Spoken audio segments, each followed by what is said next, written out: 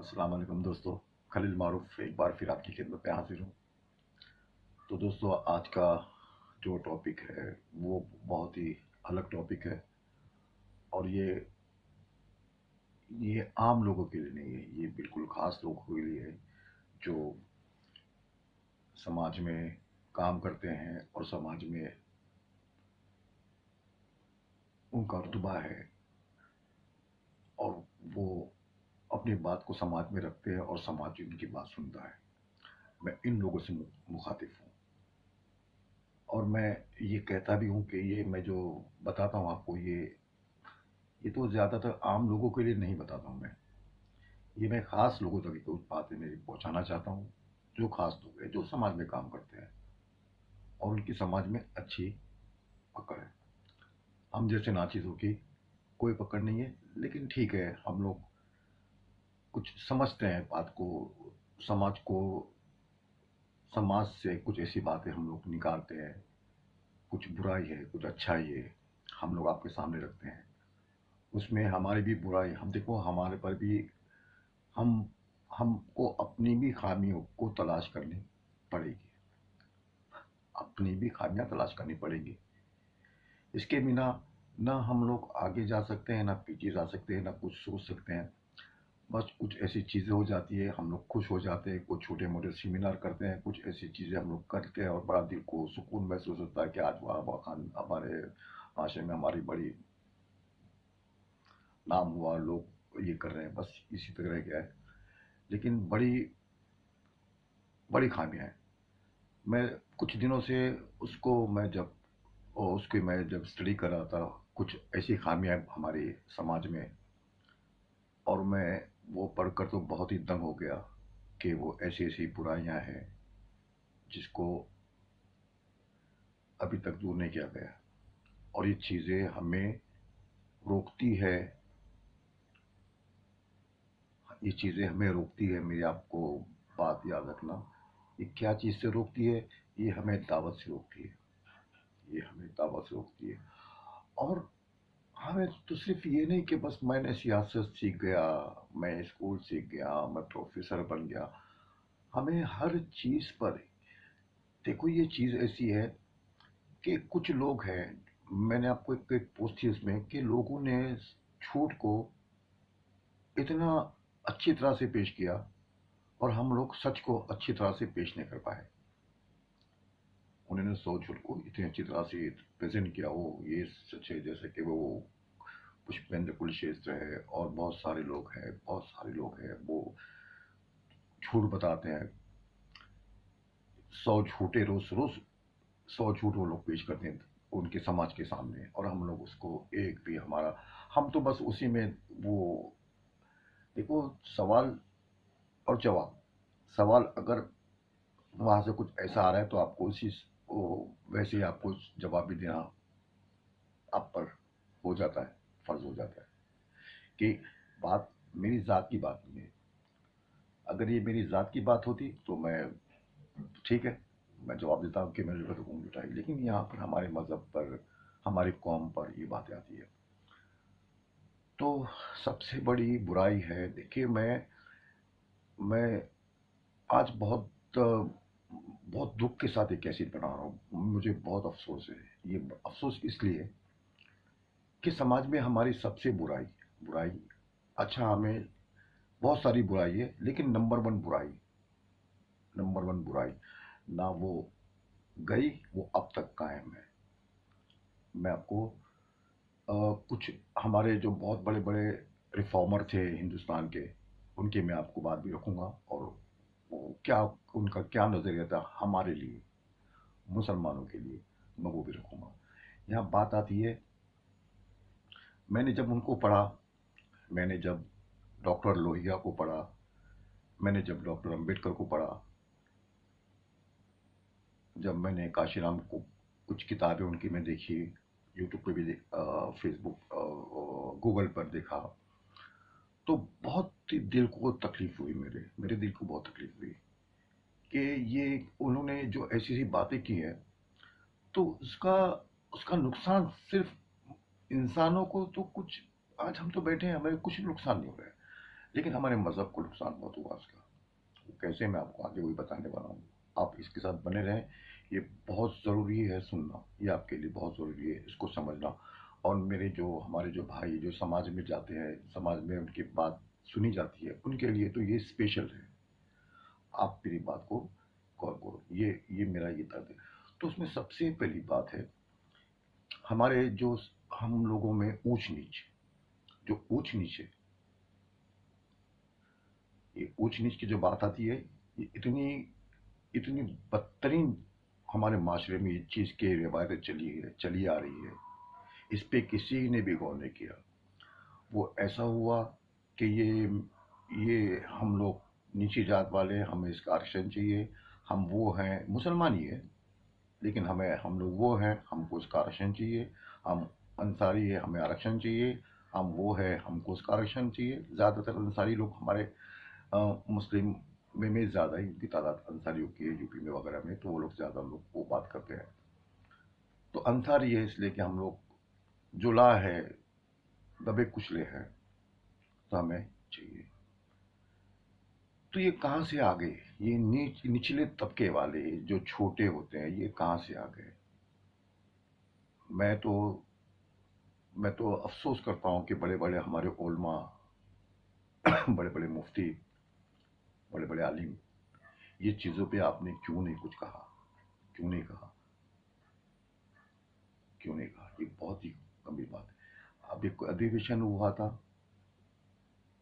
Balm safe जो होता है, एक बाम सेफ है जिसके अध्यक्ष है मामन मिश्रम, उनका नाम है, जो नुमानी साहब के साथ अभी साथ में उन्होंने किया था।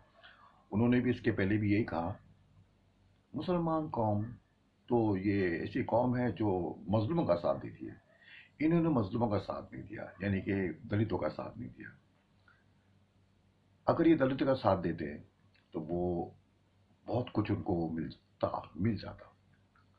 अब वो बहुत कुछ वो भी मैं समझना बड़ी गहराई है, तो बहुत कुछ उनको मिल जाता। मिल क्या जाता वो, उन्होंने लिफाफे में बंद की बात की कि बहुत कुछ उनको मिल जाता। तो हमने मजलूमों का साथ नहीं दिया। वो फिर वो क्या बता रहे कि देखो, जब बंटवारे में, अब ये लोग कहते हैं कि बंटवारे में तो ये मुसलमान की चॉइस थी, मुसलमान ने खुद कहा कि हमें बंटवारा चाहिए। इलेक्शन होता है, इलेक्शन हुआ, मैंने आपको कैसेट में बताई थी, इसके पहले वाली कैसेट में इलेक्शन हुआ। उसमें सिर्फ जो ऊपर के तबके थे, जब वो चल रहे थे, मैं आपको ये ऊंच नीच की बात ही बता रहा हूँ, जो अशरफी थे, जो मुगल, जो सैयद थे, जो, मैं किसी के खिलाफ नहीं हूँ, सैयद कौन क्यों क्या, ये हमने हिंदुस्तान की ये रिवायत बन गई है कि ये हम ऐसे, हम शेख, हम सैयद, हम पठान, हम खान, हम ये, हम वो, और हमें ये, हम लोग इनमें सबसे ऊंचे से आते हैं। अब ये किसने इनसे कहा? ये हम लोग बड़े ऊंचे तबके से आते हैं, तो हमें ऊंची पोस्ट चाहिए। तो इंडेक्स निकला, उसमें ये बताया गया कि अगर 400, कोई एकदम टॉप दर्जे पे कोई बैठे हैं 400, उसमें से ये टॉप जो है 5-6 तबके, वो उनकी तादाद 370 है। और ये 30 या 35, ये सिर्फ नीचे वाले सिर्फ नाम के लिए भरे जाते हैं कि भाई ये भी आ गए, ये भी आ गए, और वो टॉप तबके पे, और ये बाकी सब नीचे आ रहे हैं। तो उन्होंने ये कहा, ये तीन ने, मैं जैसे आपका नाम बताया, डॉक्टर अम्बेडकर, भीमराव अम्बेडकर और राम मनोहर लोहिया साहब और काशीराम जी ने, ये उन्होंने बात कही। उन्हें कहा कि मैं मुसलमान में जब जाके देखे हम लोग ने, उनके साथ में रहा बहुत दिन तक, और 50 उस टाइम के काशीराम साहब जब तक थे, उन्होंने कहा कि मैंने 50 टॉप के मुसलमानों से बात की, तो मैंने देखा कि ये तो ब्राह्मणवाद में जो उन्होंने जो तबके बनाए हैं, जो छूत छात के, ये तो मुझे तो बिल्कुल वैसे ही लगे इनमें, वैसे ही छूत छात वाले तबके। ये सैयद, ये छोटा, ये मोची, ये नाई, ये वो जो भी हमारे में ये नज़ाफ है, ये कुछ है, ये कुछ है, वो तो वैसे ही मुझके लगे। ये तो ब्राह्मण में और मुसलमान में कोई फर्क नहीं है। ब्राह्मणों ने जो बनाई तो रूल, जो हमको तकलीफ, हमने आज जो हमने हजारों साल तक जो तकलीफें झेली है, ये बराबरी के जो दर्जे के लिए, ये तो उनमें भी है, ये तो तबके उनमें भी है। तो ये भरा, उनके दिमाग में भरा, उन्होंने कहा कि तुम क्या कर रहे हो, तुम क्या कर रहे हो, ये मुसलमानों से हम लोग जाके मेल मिलाप करें, तो इनमें क्या मेल मिलाप करते हो, ये तो इनमें भी तो तबके हैं। ये अपने आप को बहुत कह ले कि एक ही सफ में खड़े महमूद हो अयास, ना कोई बंदा है ना कोई बंदावास। ये मस्जिद तक है, ये मस्जिद के बाहर जब निकलते हैं वो वो उसके साथ बैठेंगे नहीं। आप ये बता दो, कोई नाइक के बेटे ने कि कोई सैयद से, कोई शेख से, कोई पठान से, कोई खान से शादी की, कोई अंसारी ने कोई उससे शादी की जो ऊपर वाले तबके से होता है। कभी कभी हुआ हुआ लव मैरिज वगैरह वो छोड़ दो, बाकी ऐसा एकदम शान से कभी ऐसा होता है? कभी आपने देखा है? उन्होंने कहा नहीं देखा है।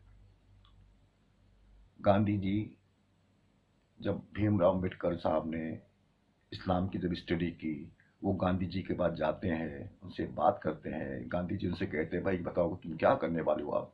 तो कहा कि मैं इस्लाम से बड़ा मुतासिर हुआ, इस्लाम से मैं मुतासिर हूँ।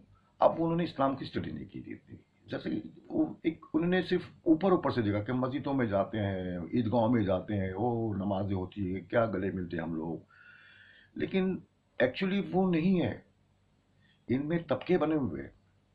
इनमें सैयद, वो शेख, पठान, खान, अंसारी, नदाफ, ये सब इनमें बहुत सारे अलवी वगैरह ये सब इनमें बने हुए हैं। और ये लोग अपने अपने इसमें चल रहे हैं। देखो इनमें कोई मिल मिलाप नहीं है। इन लोग इनको अभी कोई कुरैश को कोई बड़ी जात वाला उनको लड़की देगा नहीं। वो सिर्फ एक लिमिटेड होती है मस्जिदों में, इसमें वो ठीक है। बाकी लाइफ में उनकी वो नहीं है।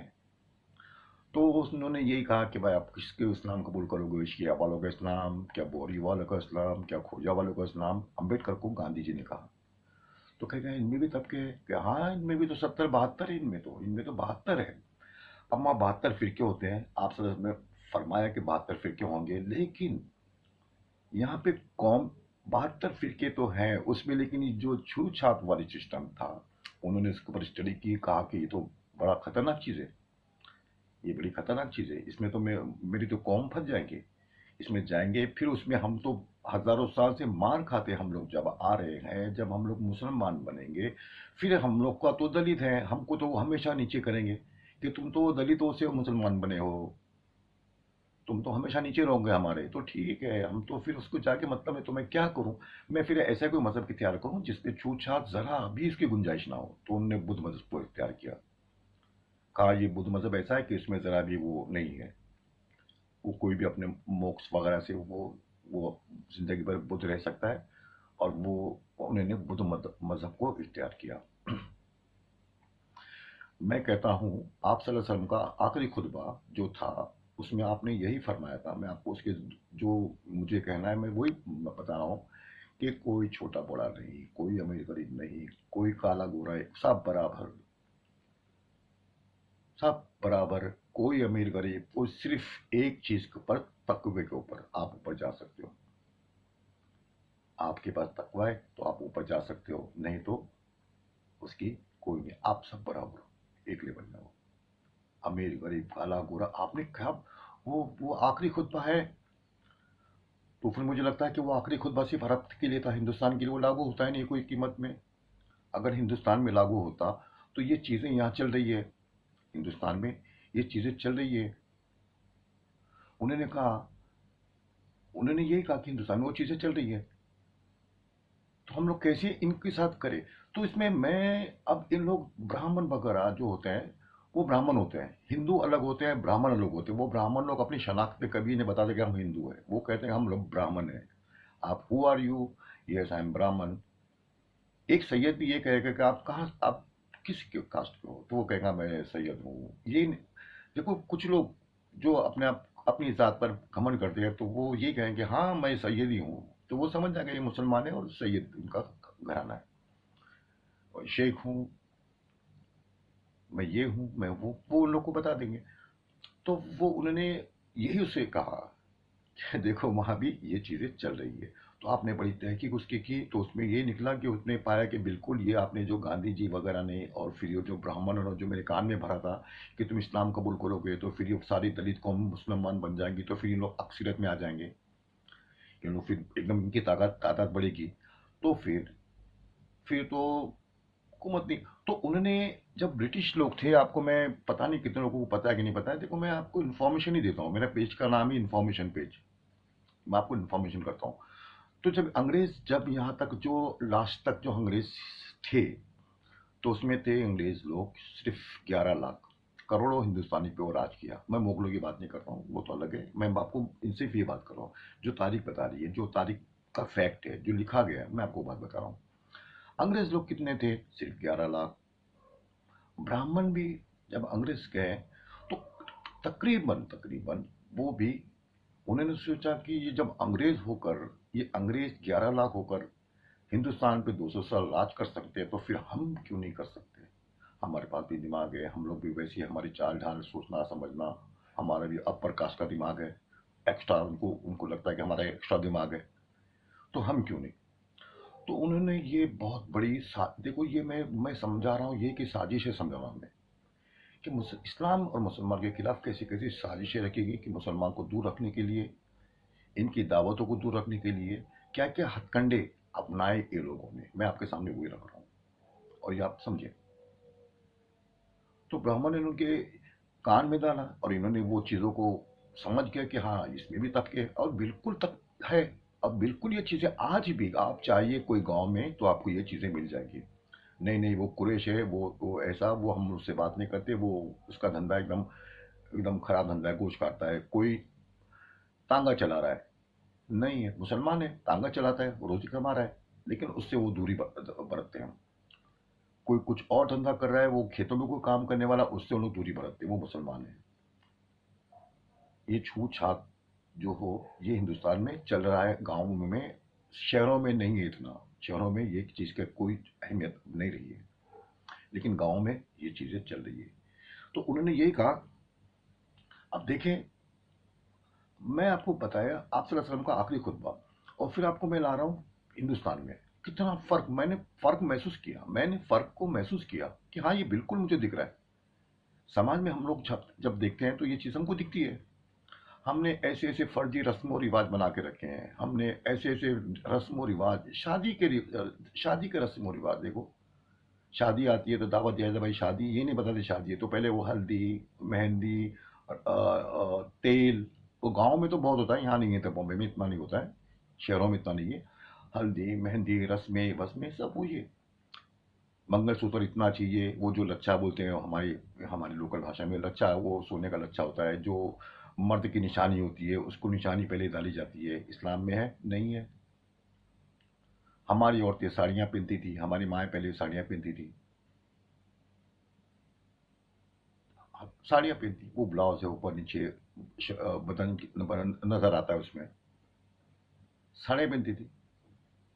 हम लोग असर में आ गए थे, हम लोग उनके असर में आ गए थे। हल्दी मेहंदी आज भी है। आज आप दावत, अभी मेरे सामने 3-4 दिन पहले आने, मैंने से बात बहुत हुई, मेरी बहस बहुत हुई।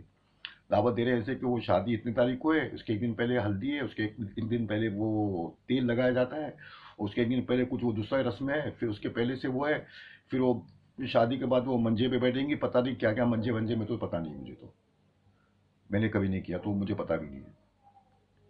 वो मंजे पे बैठती हैं, वो फिर वो करेंगे, फिर वो रस पे चलेंगे, वो 50 रस्में, फिर वो अंगूठी छुपाई होती है, क्या क्या वो रस्में आ रही है इस्लाम में। तो हम लोग कल्चर के इफेक्ट में आ गए, हम लोग यहाँ जहाँ रहते हैं हिंदुस्तान में, उसके कल्चर के इफेक्ट में हम लोग आ गए। तो हमारे उलमाओं ने कभी भी इस चीज़ को नहीं रोका, किसी ने भी नहीं रोका कि भाई अगर ये रस्में तुम्हारे घर में होती है, ये शादियों में बैंड धाम बैंड बाजा वगैरह होता है, तो हम लोग निकाह नहीं पढ़ाएंगे। किसी ने उलमा ने ये लिख के नहीं दिया। आज निकाहनामे में आज लिखा गया है कि तुम, निकाहनामा में आज कुछ चीज़ें ऐड की जा रही है, तो आप ये भी ऐड कर देते ना कि शादी ब्याह में अगर बैंड बाजा होता है, शादी ब्याह में कुछ डांस वगैरह, ये जो ये होता, तो कैसे बरकत आएगी। आज हमारे मुसलमान की जो तलाक़ें वगैरह हो रही है ना, ये तो चीज़ें ये कि हमने ने सबसे पहले शैतान को शामिल किया। शादी, इसका ये निकाह है, वो इतना अहमियत है, वो इतनी इसकी अहमियत है इस्लाम में निकाह की, और हमने उसको रहमत से पहले उसको हमने शैतान को लाके उसमें घर में रख दिया। हम लोग शैतानीपन कर रहे हैं, हम लोग हल्दी के घर खेल रहे हैं वो। और फिर अभी आज तो नया फैशन निकला है, वो कुछ पीला वाला शर्ट पहनते हैं हल्दी कलर का। औरतें भी वो उनिया वगैरह ड्रेस वही पहन रही है, औरत मर्द वही पहन रहे हैं, वो हल्दी वाला पहन लेते हैं, वो आके डांस पार्टी हो रही है, हल्दी की पार्टी हो रही है, हॉल बुक हो रहा है उसके लिए। तो ये समाज में बुराई है। अच्छा, ये बुराई है, अब उसमें हमारे साथ क्या हो रहा है, हमारे हम वो एंगल अलग हो जाता है। मेरा एंगल ये है कि ये दीन को कितना तकलीफ दे रहा है, हमारी दावतों को कितनी नुकसान ये चीजें पहुंचा रही है। अम्बेडकर ने कहा, काशीराम ने कहा, लोहिया ने कहा कि ये जो है ये खुराफात, ये ब्राह्मण के खुराफात, ये मुसलमानों भी है, मुसलमान में भी है। देखो उनको, ये इनके में भी नीचे, नीचे वाले भी हो, ऊपर वाले भी, ये लोग पटे। और कोई भी ऊपर इलेक्शन होता है तो आप देख लो, आप गांव में कोई कोई नाई को, कोई इसे को, आप कोई मुसलमान है उसको आप इलेक्शन में खड़ा कर दो, अगर वहाँ कोई बड़ा है, अशरफी है, कोई सैयद है, कोई पठान है, कोई खान है, तो वो उसको तो हरवा देगा वो। और वो लोग ने अपना वो अधिकार है कि हम लोग है, और हम लोग को, हम अगर नहीं दोगे वोट तो तुम वो इस्लाम के खिलाफ हो जाओगे। वो ऐसा फतवा निकाल देंगे कि मुझे जिताना ही तुम्हारा तुम्हारा फर्ज है, अव्वलीन है, नहीं तो तुम लोग इस्लाम से बाहर हो जाके, ऐसा वो अपने आप को जाहिर करते हैं। तो कितनी गलत बात है। तो इसमें इस्लाम की दावत रुक जाती है, हमारी दावत। अब देखो मुझे ना, मैं जब वो देख रहा था तो मैं अपने एंगल से देख रहा था, या अल्लाह कितना हम लोगों ने नुकसान उठा लिया इस चीज़ का। अब हिंदू लोग भी कहते हैं कि वाह, तुमने तो हजारों साल राज किया, और आज हमें तानाकशी हो रही है हमारे साथ। तुमने तो हजारों साल राज किया, ईरान में गए, फाड़ दिया ईरान को अलग, ईरान को तो एक तुमने झटके में वो 6 साल में पूरा इधर उधर कर दिया, सब मुसलमान बना दिया। मिस्र में गए तो वहां तुमने ऐसा कर दिया, उधर गए तो तुमने उधर ऐसा किया, अफगानिस्तान में गए तो अफगानिस्तान में पूरा कर दिया। 100%, जहाँ जाते हो 100%। तुम तो यहाँ 700 साल रहे, यहाँ 100% क्यों नहीं हुआ? क्वेश्चन बिल्कुल सही बात है वो। तुम यहाँ 800 साल रहने के बाद भी तुम्हारे पास ये क्वेश्चन मार्क है। इंडोनेशिया हमारे पास मिसाल है, मलेशिया हमारे पास मिसाल है। अभी कितने नए जो उज्बेकिस्तान है, ये जितने भी है, ये भी हमारे पास मिसाल है। यहाँ सब देखा जाए तो फिर वो 99%, 98% की परसेंटेज आ रहा है। इंडिया में इतना कम परसेंटेज क्यों आ रहा है? तो इसका मतलब ये कि हमने, हमारे जो बड़ों ने, ये जो नहीं समझते इस्लाम की बारीकी को, नहीं समझते इस्लाम के पैगाम को, उन्होंने हमारे इस चीज़ का बेड़ा गर्क करके रखा है। मैं आपको सीधा बोलता हूँ, साफ साफ मैं बोल रहा हूँ, इन्होंने हमारे, जो दावती तहरीक होती है, लोग आज देखो लोग क्या दे रहे हैं दावत, सुन्नो दावत इस्लामी, कोई दावत इस्लामी, कोई कुछ ऐसे, कुछ कुछ वैसे करना चाहिए काम, मैं उसके लिए मना नहीं कर रहा हूँ। आज हम लोग दावती काम, जो असल दावत, जो अल्लाह का पैगाम होता है, अल्लाह का जो पैगाम हमको उन तक पहुंचाना, अल्लाह रसूल का पैगाम, वो चीज़ों की, वो चीज़ एकदम नीचे आ गई है, उसका एकदम नीचे आ गई। ये काम की दूसरे काम चल रहे हैं, वो चीज़ एकदम नीचे आ गई। फिर वो जाएंगे, फिर वो भेदभाव, फिर वो लोग कहते हैं किसका इस्लाम तुम कबूल करोगे, किसका इस्लाम कबूल करोगे, ये तुम ये करोगे, फिर हम लोग इस्लाम आने के बाद फिर हम लोग फिर ऐसे बन जाएंगे। कुछ लोग हैं जो वो समझते हैं, वो हो गया, उनके साथ हो रहा है बहुत। अभी देखिए, अभी कलीम सिद्दीकी थे, वो थे, वो उनको, उन्होंने इस चीज़ को अहमियत नहीं दी कि ये छोटा बड़ा, ये ऊंच नीच। मुझे तो सिर्फ अल्लाह देखना है, उसके रसूल को राज़ी करना, उसकी सुन्नत, उसके सीधे रास्ते में मुझे चलना है। बाकी ये लोग कुछ भी करें, कोई मतलब नहीं। तो मैं भी यही कह रहा हूँ कि इन नालायकों को जो उन्होंने बना के रखा है, जो आज भी उनके दिमागों में भूसा भर के रखा है कि ये हम सबसे ऊंचे, हमारी जात सबसे ऊंची, हमारा मुकाम सबसे ऊंचा, कुछ ऊंचा मुकाम नहीं है। तकवा, सिर्फ तकवे का मुकाम होगा, आप सल्लल्लाहु अलैहि वसल्लम ने फरमाया, उनसे आगे आप लोग नहीं जा सकते, आप लोग उसके आगे नहीं जा सकते। कैसे हम जाके, कैसे हम लोग करें ये काम आगे? हमारे लिए बहुत तकलीफ होगी, हमारे लिए बहुत तकलीफ है। आज वो कह रहे हैं, आज वो लोग कह रहे हैं, आप जाके देखें, आप गूगल सर्च करके देख लें, आप उसमें देख लें। ओबीसी उन्होंने उन्होंने आपको पता है क्या, नहीं पता है, मुझे पता नहीं है, आप लोगों को पता नहीं है। आज आज हिंदू कितना देखो, मैं आपको फिर वो मेन बात पे लाना है आपको, एक और बात बता रहा हूँ आपको। वो कोई स्वामी था, वो मैं इस्लाम मिटा दूंगा, मैं ऐसा कर दूंगा, वैसा कर दूंगा। क्यों? तो कहेगा भाई, हिंदुस्तान में अभी 50 साल में तो हिंदुस्तान में हम लोग कम हो जाएंगे और वो लोग बढ़ जाएंगे। देखो पॉइंट, आप देखो, आप पॉइंट देखो, मैं आपको 2 3 4 बात एकदम जल्दी जल्दी बताऊंगा, और उसको आप सिर्फ मेरा पॉइंट समझो, मैं क्या बोलना चाह रहा हूं आपको। वो क्या कह रहा है, पुष्पेंद्र कुलश्रेष्ठ क्या कह रहा है, और वो क्या कह रहा है, जो अभी जो स्वामी, जो वो अरे भाई वो बोलता है ना एकदम मोटी आवाज में, इसका नाम भी मुझे याद नहीं है, जो भी है, वो दिल्ली में वो कोई मंदिर में उसका बच्चा पानी पिया था, मैं ऐसे लोगों का नाम मैं रखता दिमाग में, पता नहीं नाम ही रहता नहीं ऐसे ऐसे लोगों का। हाँ, कुछ लोगों का नाम याद रखता हूँ मैं, जो मेरे टारगेट होते हैं। वो मेरा टारगेट ही नहीं है, वो कहता है मैं इस्लाम को मिटा दूंगा, ये करूंगा। मैंने बोला भाई साहब क्या है, तो इस्लाम को तो मिटाओगे? बुलबुले, छोटे से बारीक से ज़रा बराबर बुलबुले, उसमें हवा भी नहीं दिखेंगे, छोड़ दो, वो बात अलग है। अब वो सब, तो ये बात सही है, ये बात बिल्कुल सही है कि हिंदुस्तान के मुसलमान, देखो मैं आपको, मेरे पॉइंट आप याद गौर करो, मैं क्या बोलना चाह रहा हूँ। इंडेक्स निकला, अमेरिका की एजेंसी ने उसका इंडेक्स निकाला। बिल्कुल सही बात है कि हिंदुस्तान के मुसलमान बढ़ जाएंगे, इनकी तादाद दुनिया में सबसे ज़्यादा हो जाएंगी। आप मेरी बात को, आप पॉइंट को याद रखो। ये मेरे जो एनजीओस वगैरह है, मेरे जो समाज में जो कार्यकर्ता, हमारे दोस्त हैं, हमारे भाई लोग जो काम करते हैं, आप इसको याद रखो, वो क्या चीज़ थी और वो क्या बोल रहे हैं वो लोग, और उस पे समाज पे उसका कितना इफेक्ट हो रहा है, आपको ये देखना है। बिल्कुल सही बात है कि हिंदुस्तान में मुसलमान सबसे ज़्यादा होने वाले हैं अगले कुछ सालों में। हो सकता है 10 साल, अब उसने 50 साल का दे दिया, 50 साल का आंकड़ा, ये 40 साल, ये तो 20 हो गए, 20-21 चल रहा है, अभी समझो 25-20 साल और बाकी है। कितना? सबसे ज्यादा मुसलमान हिंदुस्तान में हो जाएंगे। मेरी बात को आप याद रखो, आप किसी के सामने आप बात कर सकते हो ये, अगर किसी को, मेरे भाई को इस चीज के बारे में अगर वो नहीं जानते हो तो आप इसको देख लें। दुनिया में सबसे ज्यादा आबादी इस वक्त, सबसे ज्यादा आबादी है इंडोनेशिया। आप मेरी बात, अभी मैं आपको पॉइंट बता रहा हूँ, सबसे ज्यादा आबादी है इंडोनेशिया।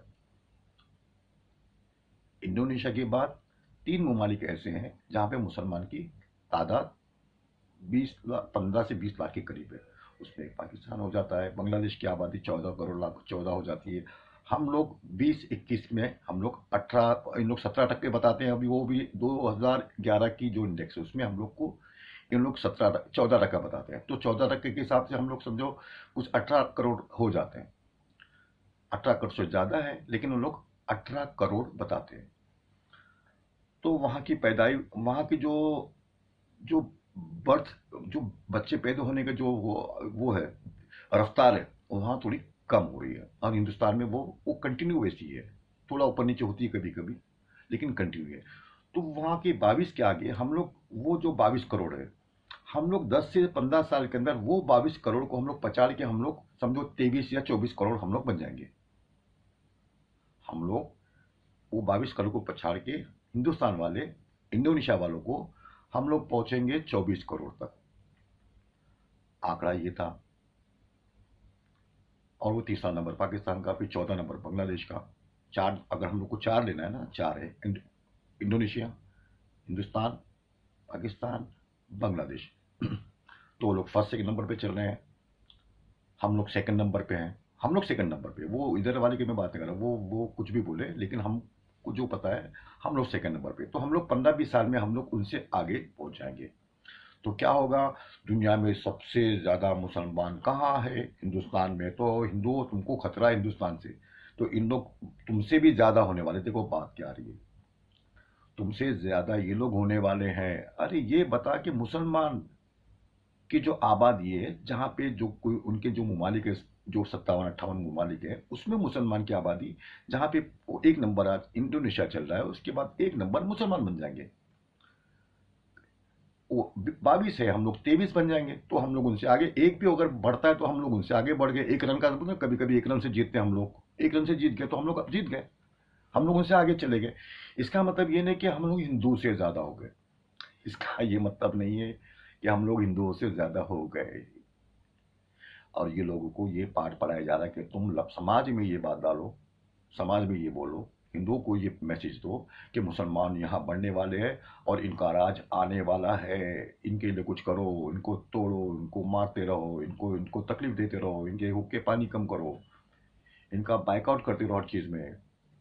ये मैसेज लोग देखिए, क्योंकि बढ़ने वाले, तो इनको बढ़ने से रोकना, तो फिर वो मारम दाड़, अभी वो 3 महीने में, 2 महीने में, 1 महीने में कहीं एक लिंचिंग करके, इतने ये सूरमा लोग, ये बड़े बड़े सूरमा लोग जो बोलते हैं, एक, भाई महीने में एक लिंचिंग, समझो ना आप, एक लिंचिंग करते इतने ये सूरमा लोग, 1 महीने में एक लिंचिंग, 15 दिन में, एक महीने में एक लिंचिंग होती है।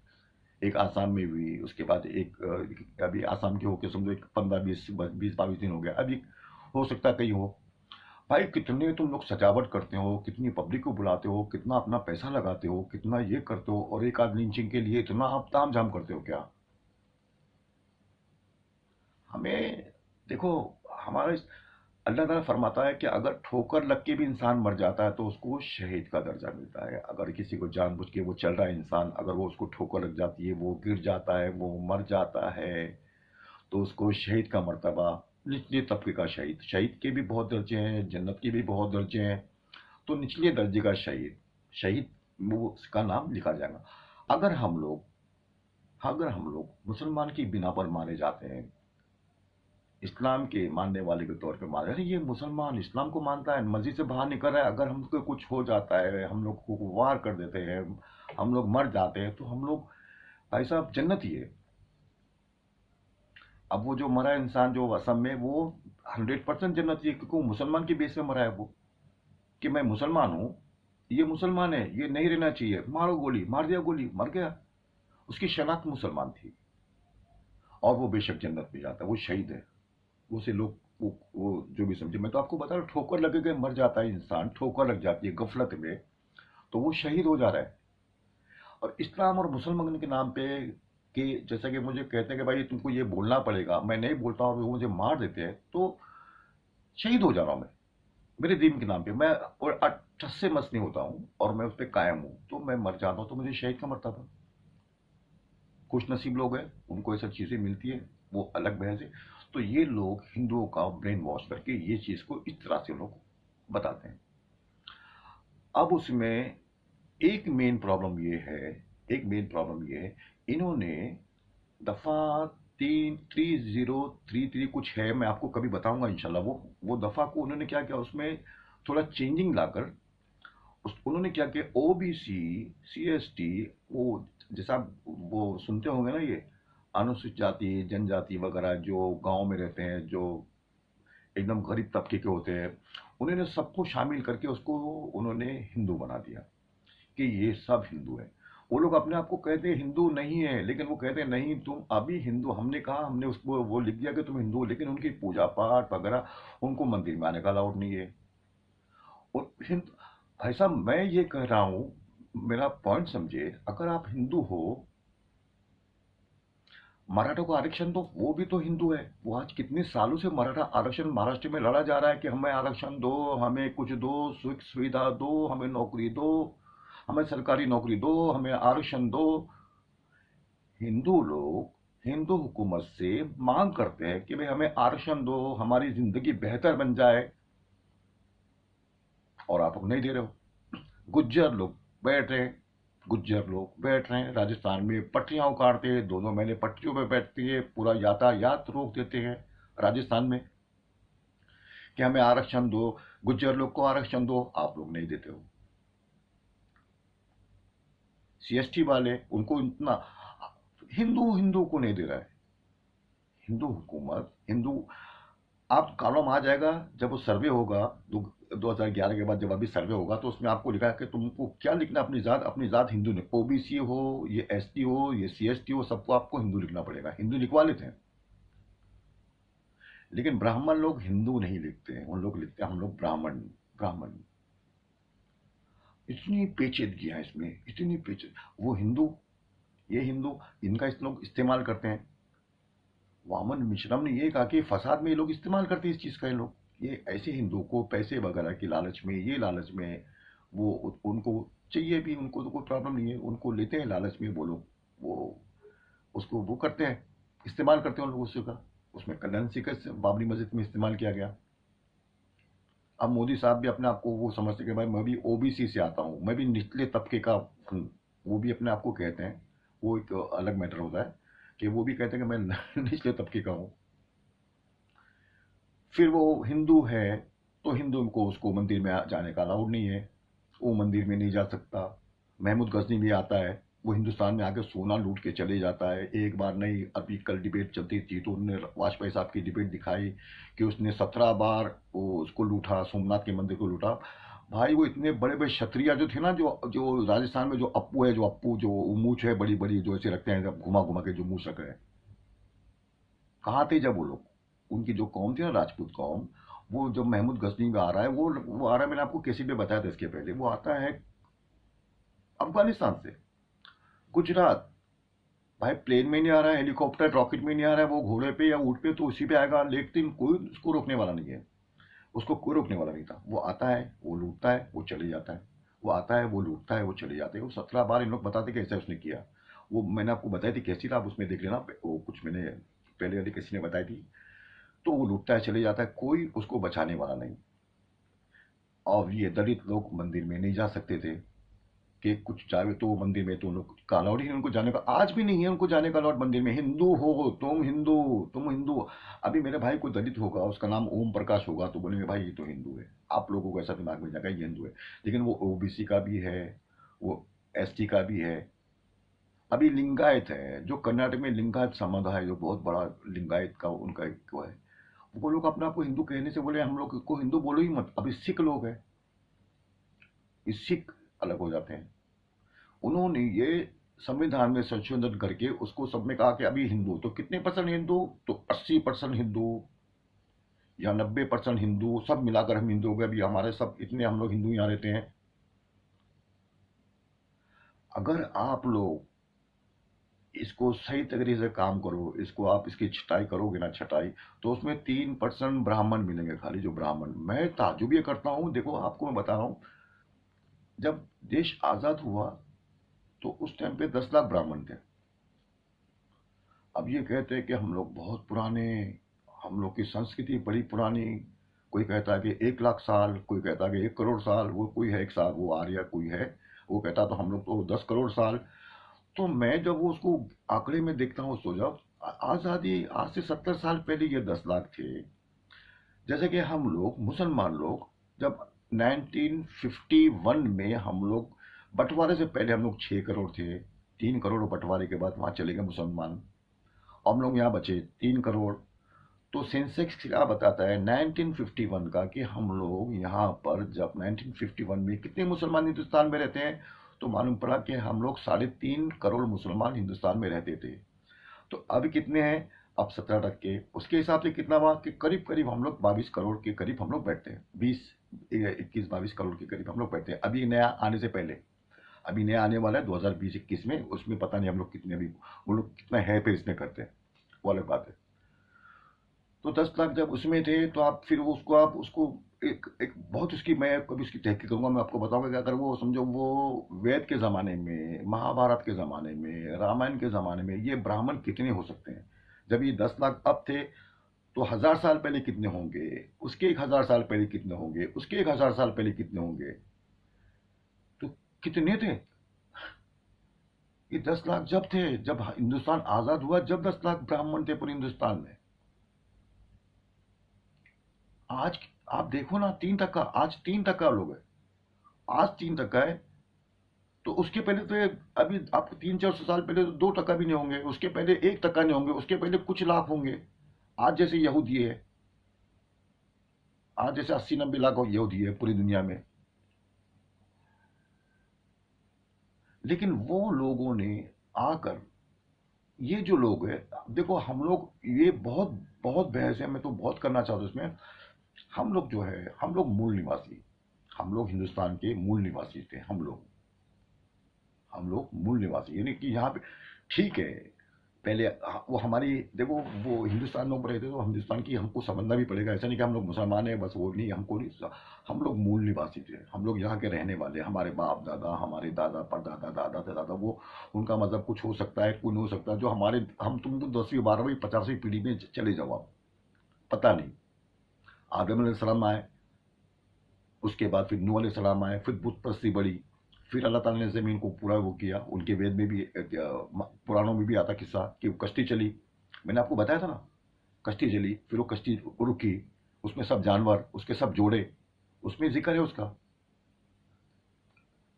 तो ये जो चीज़ें हैं, ये इन्होंने गड़बड़ बहुत की, तो इनको हिंदू बना दिया, जबरदस्ती का हिंदू बना दिया, जबरन, जबरन जिसे कहते हैं, जबरन हिंदू बना दिया कि अब तुम हिंदू। और हम लोग डंका पीटेंगे कि भाई हिंदू इतने हम लोग रहते हैं, हमको वो अभी अलग राष्ट्र चाहिए। तो इसमें 4 शंकराचार्य होते हैं साहब। देखो आप ये भी बात याद रखना, हिंदुस्तान में एक परंपरा है शंकर आचार्यों की। उसके है 4 शंकराचार्य। एक पुरी के हैं, एक ये अयोध्या में है, वो बनारस में एक है, एक एक एक यहाँ पर है कन्याकुमारी, आप बोलते हैं ना मद्रास में बोलते हैं, चेन्नई में, वहाँ पे ये 4 शंकराचार्य होते हैं, चारों जगह के। वो एक उत्तर दक्षिण पूरब, वो 4 जगह के 4 शंकराचार्य होते हैं। तो जो एक है शंकराचार्य, तो उनसे बहस होती है। जो अभी जो विश्व हिंदी परिषद के एक लीडर थे, वो उनसे कहते हैं भाई आप लोग क्या लगाते हो ये कितने आपने शंकर 4 शंकराचार्य होते हैं, आपने तो हजारों सैकड़ों शंकराचार्य बिठा के बना दिए। ये शंकराचार्य आज आ रहे हैं भाषण करेंगे तो कहता मुसलमान को भगाओ, इसको ये करो उसको वो करो। ये कौन है? ये नकली शंकराचार्य तुम लोग कैसे पैदा कर लेते हो? ये तुमको शर्म नहीं आती है? तो कहता है ये हमारी सियासत, ये पॉलिसी हमारी, भी क्या करेंगे, अभी जरा डराना बढ़ाना पड़ता ना हमारा सब। वो हिंदू राष्ट्र के लिए हम लोग कर रहे हैं सब, ये नकली अकली पकड़ी झूठ वूठ हम लोग सब वो कर रहे हैं हिंदू राष्ट्र के लिए। वो परेशान है, वो शंकराचार्य में बस कैसेट है उसकी। वो कहता तुम कितने हिंदू साथियों को, कितने पंडितों को वो बुलवाते हो, आप हिंदू उसको बना देते हो, उसका चोला पिला देते हो। अभी तुमको हमने शंकराचार्य बना दिया, वो बन गए। कितने लोगों को तुम बनाओगे? अभी योगी आदित्यनाथ, वो वामन विश्राम साहब, वो अभी मैं कल ही इसकी सुना था, तो वो कहते कि वो वो हमारे ये शंकराचार्य को देख लो, वो शंकराचार्य को देख लो, हमारे बड़े बड़े साधुओं को देख लो, हमारे बड़े बड़े आचार्यों को देख लो, उनकी दाढ़ी होती है, उनका बाल होते हैं, वो लोग कटवाते नहीं बाल दाढ़ी, उनकी जटाएं होती है, उनका सब वो होता है। ये देखो ये आदित्यनाथ, इनको तो ये है नहीं। वो कह रहे हैं, वो उनकी मैं बात कर रहा हूँ। मैं कल देख के वो मुझे भी पहली बार वो बात मालूम पड़ी। कहता है ये नहीं, ये वो जो गोरखनाथ है, वो गोरख, वो बहुत उन्होंने हिस्ट्री निकाली उसकी। और फिर वो आखिरी में जाके वो कहते हैं कि वो वामन विश्राम साहब कहते हैं कि वो देखो ये योगी जो है वो टकला क्यों है? वो इसलिए कि ब्राह्मण जो बुद्ध मजहब के मानने वाले वो टकले रहते हैं, वो लोग बाल नहीं रखते हैं, और ना वो लोग मूछ रखते हैं, ना वो लोग दाढ़ी रखते हैं। वो लोग पूरा वो सपाट होते हैं, और बिल्कुल सपाट होते हैं हम लोग। आप दलाई लामा को देख लो, उनके मानने वाले को देख लो, आप सर्च करके देख लो उसमें, वो लोग ऐसे। तो ये ऐसा है इसलिए कि ये बुद्ध है। ये ब्राह्मण लोग, ये जो जो खराब वाले लोग हैं, देखो उसमें मुसलमान अच्छे खराब, उसमें भी अच्छे का। तो ये लोग कितनी बेहतरीन तरीके से इस्तेमाल करते हैं इस चीज़ों को, क्योंकि उनको सत्ता में रहना है, उनको पावर, उनको उनको गुलाम बना के लोगों को रखना है, कंट्रोल अपने हाथ में रखना है, लोगों को गुलाम बना, बड़ी मजा आती है उनको गुलाम बना के रखो लोगों को, बड़ी मजा आती है उन लोगों को। तो ये चीजें हमारे साथ हुई है, ये हमको इतने, और ये बिल्कुल सही बात है, ये इसको कौन देखेगा? अगर मैं टाइम देख के मैं आगे बढ़ूं, बहुत टाइम हो गया, मुझे टाइम ही पता नहीं चलता। ये मुझे पता नहीं लगता कि मैं बोल रहा हूँ, ज़्यादा लोगों को पसंद नहीं आती है तो लंबी हो जाती है। तो मैं सेकंड भी करता हूँ उसके लिए साहब, तो प्लीज़ माफ़ी चाहता हूँ, सेकंड में आता हूँ मैं। को फिर वो एडिटिंग करने में बहुत तकलीफ होती है मुझे। बहुत शुक्रिया।